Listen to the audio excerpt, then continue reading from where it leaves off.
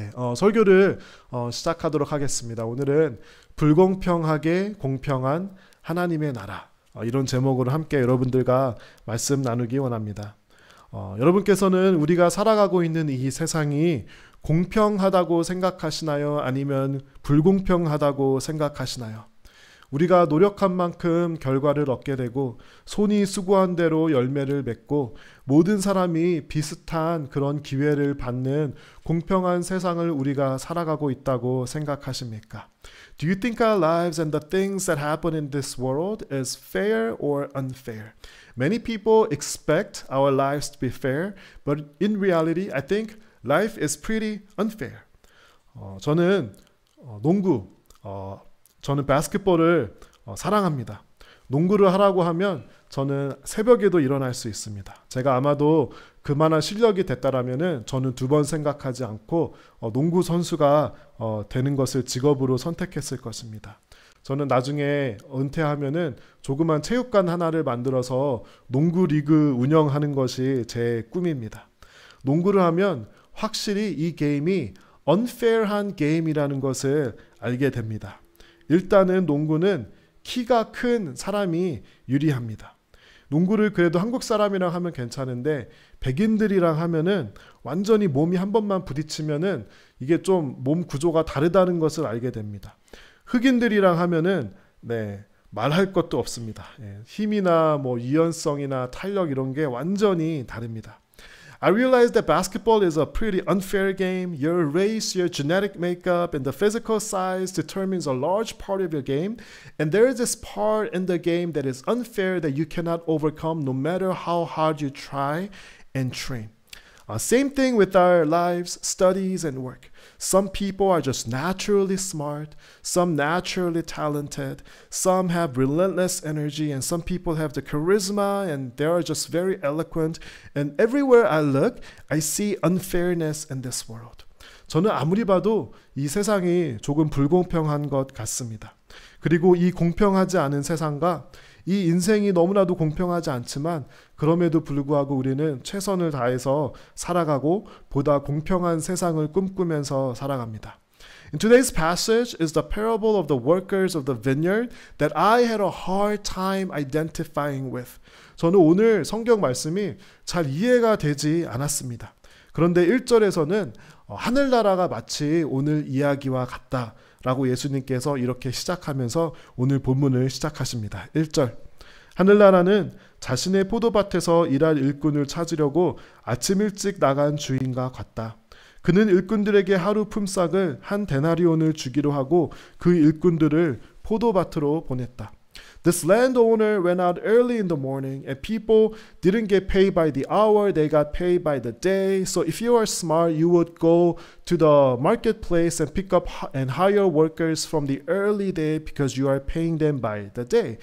일당이 정해져 있으니까 당연히 주인은 아침에 일찍 나가서 일꾼을 찾으려고 했겠죠. 3절 주인이 오전 9시쯤에 다시 시장에 나갔다가 거기서 빈둥거리며 서 있는 몇몇 사람들을 보았다. 오전 9시쯤에 주인이 다시 이 레이버 마켓에 나갑니다. And perhaps he needed more people to get work done. 여기에서 빈둥거리며 서 있다라고 성경에서 그렇게 기록하고 있죠. And what does this tell us about the labor market at the time? There are more workers than the work that needed to be done. 그래서 이 오너한테 애드밴티지가 있는 그런 시장이었습니다.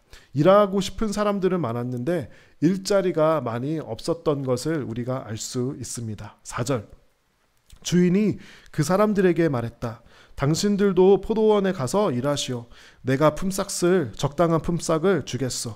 그러자 그들은 포도밭으로 갔다. 이 주인은 9시에 있는 사람들도 데려가서 이제 일을 시킨 거죠. 자, 5절을 보여주시기 바랍니다. 이 사람이 다시 낮 12시와 오후 3시쯤에 나갔다. 그리고 똑같이 말했다. 또 오후 5시쯤에도 시장에 나가 다른 사람들이 거리에 서 있는 것을 보고 물었다. 왜 당신들이 하루 종일 빈둥거리며 서 있습니까? 저는 이 부분이 정말 이해가 되지 않았습니다. 여기까지 읽는데 무슨 생각이 드냐면 정말 이 오너가 계획성이 없는 사람이구나. 일을 잘 못하는 사람이구나. He's a really bad manager and a planner. 이런 사람이 저는 이런 사람이 있나라는 생각이 들었습니다. 그런데 이 일을 구하는 사람 입장에서 또 한번 생각해 보니까 아침에 일찍 부지런히 나가야지 일을 찾을 수 있는 가능성이 높겠죠. 12시, 2시, 3시, 5시에 나오는 사람은 아마도 일도 잘 못할 거고 성실하지도 않고 워크 에틱도 별로 없으니 차라리 그 사람을 쓰지 말지 하면서 저는 이 랜드 오너가 별로 마음에 들지 않았습니다. 그러나 이 주인은 저의 생각과는 달리 이 늦은 시간에도 사람들을 픽업해서 데리고 가서 일을 시킵니다. 7절. 그들이 대답했다. 아무도 우리에게 일자리를 주지 않았습니다. 주인이 그들에게 말했다. 당신들도 나의 포도밭에 가지요. 제가 나머지는 다 하나하나 읽지는 않고 간단하게 여러분께 서머리를 해드리겠습니다. 8절은 일을 다 마치고 일꾼들을 불러서 day's wage, 그러니까 하루의 일당을 줍니다. 9절에 보면은 5시에 와서 겨우 몇 시간 일한 사람이 원 데나리온, the 4 days of wage를 받습니다. 이 사람들은 몇 시간만 일하고 하루 일당을 다 받다니 이게 무슨 횡재야, 그렇게 했을 것입니다. Then from this point the story starts to go awry. 10절에 보면 아침 일찍부터 와서 하루 종일 일한 사람들은 속으로 그러면 우리는 조금 일한 사람보다는 돈을 더 주겠지 하고 기대했는데 원 데나리온, 같은 돈을 받은 겁니다. 이 사람들이 얼마나 화가 났을까요? 아니, 누구는 하루 종일 땡볕에서 힘들게 일하고 누구는 늦잠 다 자고 빈둥빈둥 늦게 와서 똑같은 돈을 받다니 이거 누가 대표로 항의해야 하는 거 아닙니까? 이거 너무 불공평한 거 아닙니까? The people who worked all day from the morning got paid the same money as those people who woke up late, probably didn't have good work ethic or good skills, and worked only a few hours. Isn't that so unfair? 11절에 보면 이렇게 기록되어 있습니다. 그러자 그들은 포도밭 주인에게 불평을 하였다. 저 사람들은 겨우 1시간밖에 일하지 않았는데 하루 종일 땡볕 아래서 수고한 우리들과 똑같이 취급하는군요. 그러자 포도원 주인이 말했다. 친구여, 나는 당신에게 잘못한 것이 없소. 당신들은 한 데나리온을 받기로 나와 약속하지 않았소? 당신 것이나 가지고 돌아가시오. 나는 나중 사람에게도 당신과 똑같이 주고 싶소. Technically speaking, the owner did what he promised. He promised to pay a day's wage, and he did. He did not underpay anyone, and he has the right to pay people according to the way he wanted.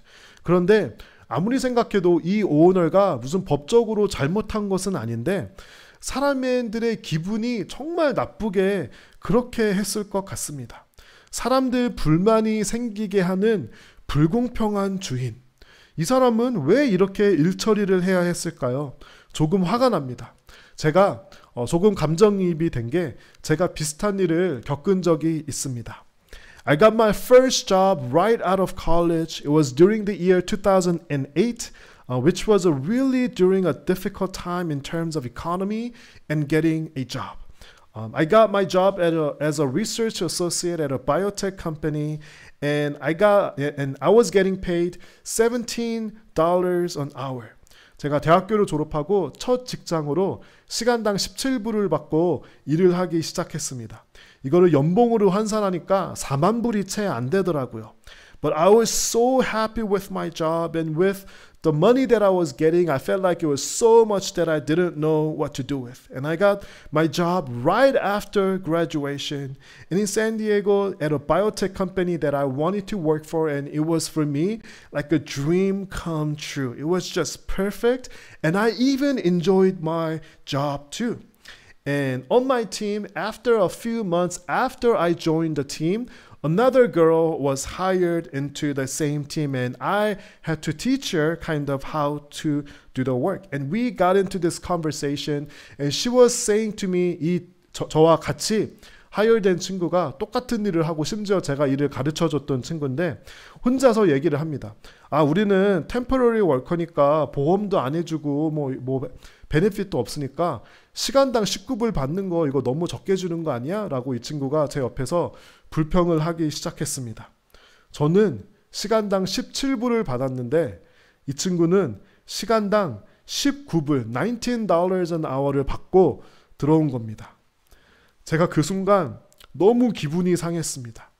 그 다음 날부터 회사의 모든 게 불만으로 가득 차기 시작했습니다. 매니저도 싫어지고 회사도 싫어지고 무슨 회사가 일 처리를 이렇게 하나 너무 제가 마음에 불평불만이 많아지기 시작했습니다. 그 전날까지는 너무 행복하고 감사했는데 하루가 지나니까 너무나도 불평불만이 가득 찬 제 자신을 발견하게 되었습니다.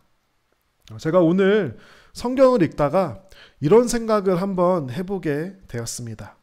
만일 이 오너가 일을 시키기 위해서가 아니라 일자리를 만들어서 많은 사람들에게 일당을 주기 위해서 고용했다면, what if the owner was not trying to get his work done, but what if he wanted to create jobs in order to pay people?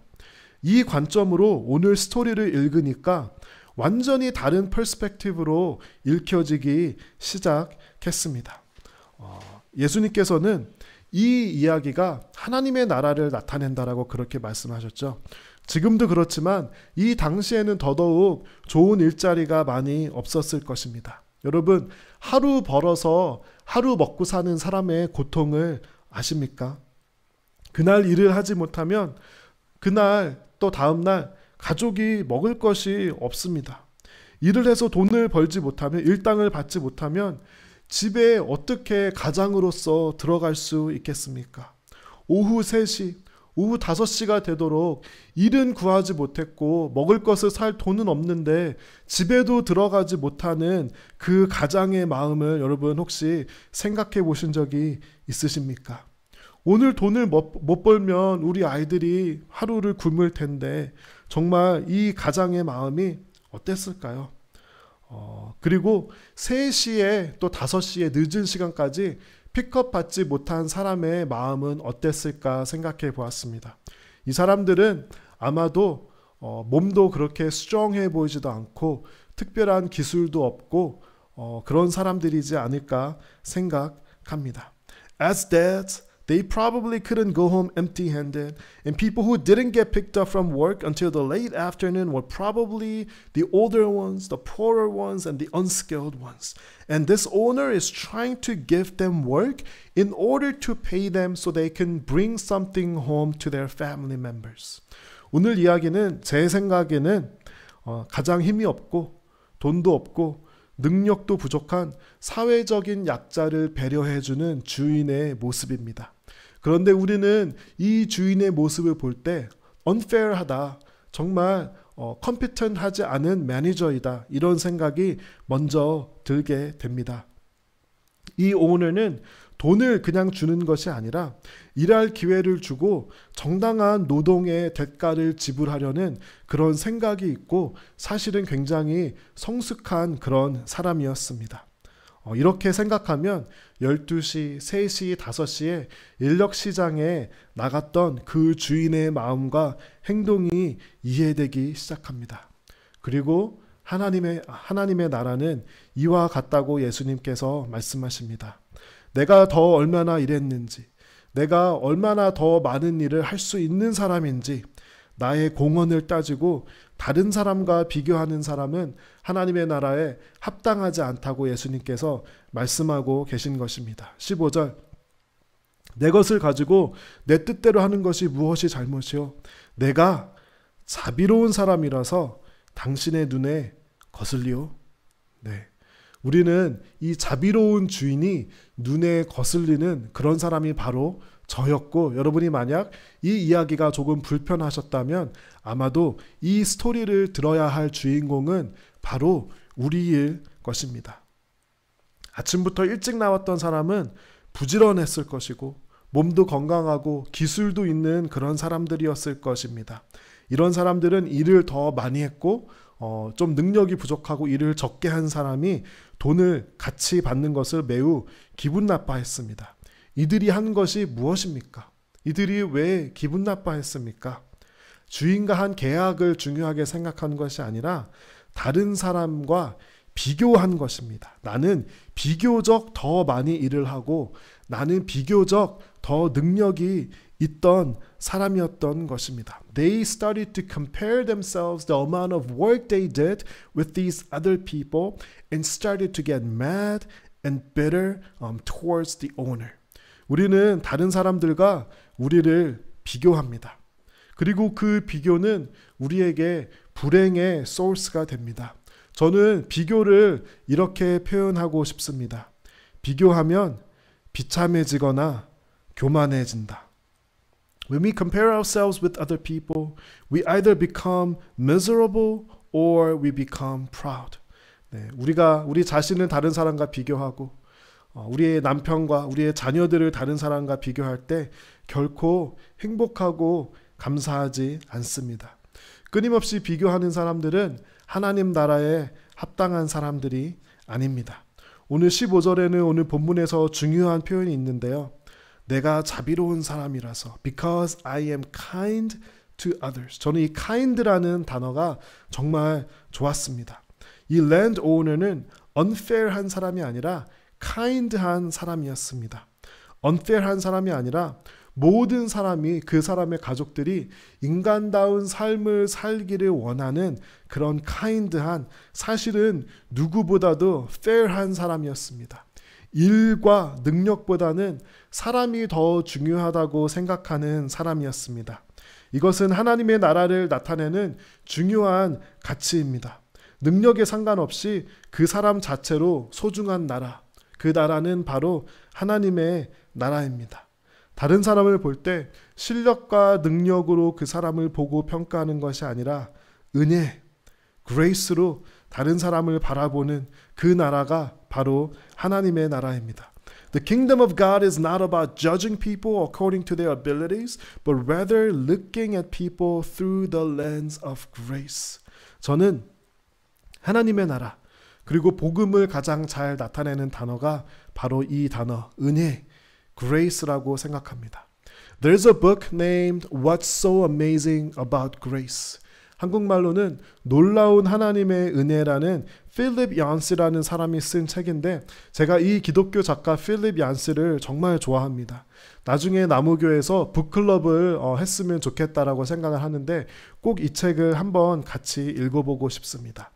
우리가 교회에서 은혜라는 말을 참 많이 쓰지만 although we use the word grace a lot in this church, this book is basically going through all the different ways we really actually live our lives and it basically makes this one conclusion. 이 책에서 말하는 메시지는 단 한 가지입니다. 얼마나 이 은혜, grace가 우리에게 낯선가 라는 그 메시지를 우리에게 던져줍니다. 우리는 다른 사람과 우리가 공평해야 된다고 생각하고 또 능력주의, meritocracy가 옳다고 생각합니다. You base your judgment on people based on their abilities and not from their schools, race, or gender. 저도 이 능력주의, meritocracy를 좋아하고 저는 그것이 공평하다고 생각합니다.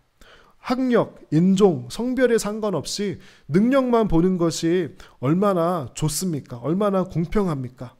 그런데 이 meritocracy, 능력주의에도 무서운 함정이 숨어 있습니다. 그 능력을 내가 가지고 있다는 겁니다. 내가 그 능력이 있으니까 I deserve something. 내가 무언가를 받을 만한 그런 가치가, 자격이 있다라는 것입니다. 반대로 능력이 없는 사람들은 무엇을 가지지 않는 것을 justify 할 수 있는 어떻게 보면은 좋은 점도 있지만 무서운 그런 생각이 바로 meritocracy, 능력주의입니다. 사람보다 능력이 더 중요할 수 있다라는 그 무서운 메시지가 사실은 이것을 통해서 잘못 전달되고는 하는 것입니다. 저는 능력주의를 좋아하는 사람 중에 하나이지만 이것이 또한 when pushed to the extreme 얼마나 무서운 것이 될 수 있는지 그렇게 생각해 보았습니다. 또 정말 엄밀히 말하면 내가 가지고 있는 능력은 내가 노력해서 얻은 것이 아닐 가능성이 많이 있습니다. 그런 능력을 가질 수 있는 기회나 환경이나 그런 유전자가 나에게 주어졌습니다. Meritocracy says your ability is more important than the person himself or herself. But the kingdom of God is not based on meritocracy. It is based on the grace. 은혜의 반대말이 무엇일까요? 저는 은혜의 반대말이 나의 공. The antonym of grace, I believe, is my work and my contribution. This is what I have accomplished. This is what I have contributed, and therefore I deserve my stake. 제가 어떤 목사님의 설교에서 이것을 쿼트하는 것을 들었습니다. 노자의 도덕경에 보면은 공을 세웠다고 내 것이라 하지 않는다. 내 것이라 하지 않으므로 구태여 머물려 하지 않는다. 머무르지 않으니 또한 떠나지도 않는다. 이 사람들이 생각하는 필로소피 안에서도 공을 세웠다고 그것을 내 것이라 하지 않는 것이 훌륭하다라는 것입니다. 그런데 우리는 공을 세우고 내가 컨트리뷰션이 있으면 어떻게 생각을 합니까? 우리는 그곳에 머뭅니다. My work, this is what I have done, this is what I have contributed, and therefore I am going to enjoy the fruit and I am going to enjoy the result. 그런데 하나님의 나라는 이 같지 않습니다. 많은 그리스도인들이 착각합니다. 내가 신실해서, 내가 사역을 많이 해서, 내가 헌신해서, 내가 훌륭해서 나의 공이 있고 하나님께서 나의 공을 인정해 주신다고. 심지어는 그래서 나는 하나님의 나라에 들어가기에 합당한 사람이라고 그렇게 착각합니다. 그리고 내 공에 대한 대가를 요구합니다. 한국 사람들은 장로교회, Presbyterian Church에 익숙합니다. 이 장로교회는 기독교가 선교사들을 통해서 처음 한국교회에 들어갔을 때 그때 한국의 사회적 상황을 우리가 생각해 볼 필요가 있습니다. 한국 사회는 철저한 계급 사회였습니다. 아무리 열심히 일하고 노력해도 그 계급을 뛰어넘을 수가 없었습니다. 그런데 교회, 이 장로교회에서는 내가 열심히 일하고 열심히 헌신하고 내가 열심히 예배드리고 교회 일을 하면은 집사도 되고 장로도 되고 이 승진을 할 수 있고 계급을 바꿀 수 있는 너무나도 매력적인 곳이 바로 장로교회였습니다. 그래서 다른 나라보다 한국에서 비정상적으로 장로교회가 많이 퍼졌습니다. 그러나 제가 이해하는 장로교회는 이렇습니다. In the Presbyterian Church, you simply represent people. It's not efficient for everyone to participate in the decision-making process every time, so you select the leaders that you trust and they will simply represent people in the way that God wants. 장로교회 시스템은 승진한 장로님들이 똑똑하고 지혜가 많고 교회에 공이 많으니까 그들이 모여서 결정을 내리는 시스템이 아닙니다. 그들은 기도하고 하나님의 뜻을 분별하고 또 사람들을 많이 만나고 사람들의 의견과 생각을 듣고 그 사람들을 represent 하기만 하면 됩니다. 자기들끼리 결정을 내리는 것이 아니라 하나님의 뜻과 교인의 뜻을 많이 만나고 나 자신의 생각과 뜻은 없애고 그저 잘 나타내고 represent 하기만 하면 되는 것입니다.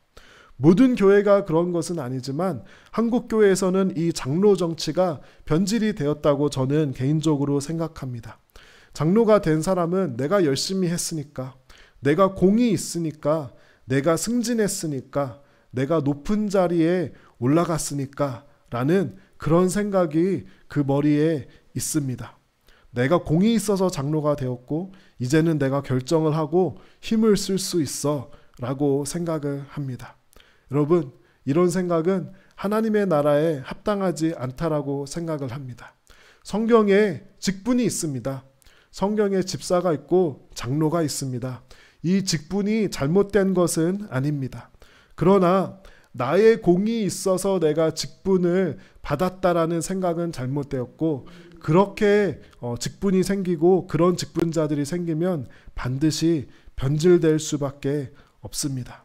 우리는 하나님의 마음, 사람들의 마음을 represent 할 뿐이고 은혜의 마음이 있어야만이 그 직분이 계급이 되지 않고 변질되지 않습니다.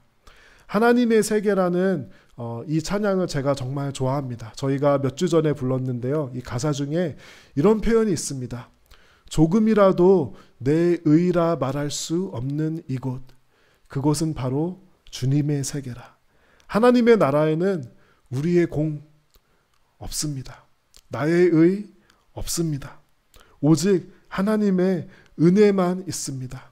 하나님의 은혜로 가득 찬 사람들이 가는 곳, 가장 어울리는 곳이 바로 하나님의 나라입니다.